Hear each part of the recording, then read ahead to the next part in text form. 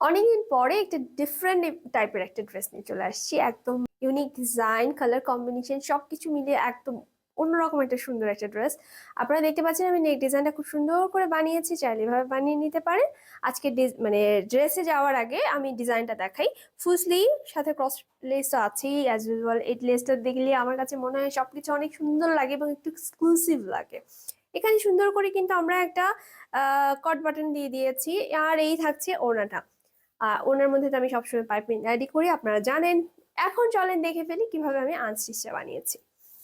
এটা ছিল আমাদের আনস্টিচ। চাইলে পুরোটাকে শেরওয়ানি কাট করেও বানাতে পারেন, চাইলে আমার মতো করে বানিয়ে নিতে পারবেন।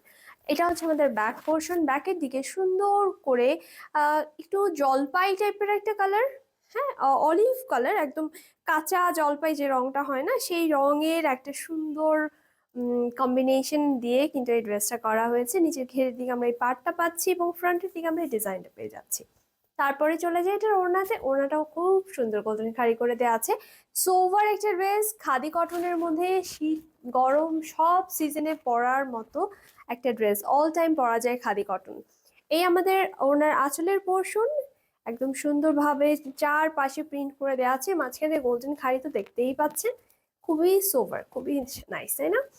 যাচ্ছি এটা স্লিভে। স্লিভটা তো আমি দেখিয়ে দিলাম, ফুল স্লিভ বানিয়েছি। অবশ্যই সবগুলো ড্রেস আমাদের সবসময় ফুল স্লিভ হয়। আপনারা আপনাদের পছন্দ মতো ডিজাইন করে নিতে পারবেন। এই হচ্ছে আমাদের প্যান্ট পিসটা। সো আনস্টিচটা দেখতে কিন্তু একরকম লাগে, বানানোর পরে এটা লুকটাই চেঞ্জ হয়ে যায়। তো আমাকে কমেন্ট করে জানাবেন আপনারা অবশ্যই কেমন লেগেছে এই ড্রেসটা। এবং আপনাদের মানে আরো যদি কোনো সাজেশন থাকে, কোয়েরিজ থাকে, feel free to knock us. Thank you so much. সবাই ভালো থাকেন। আল্লাহ হাফেজ।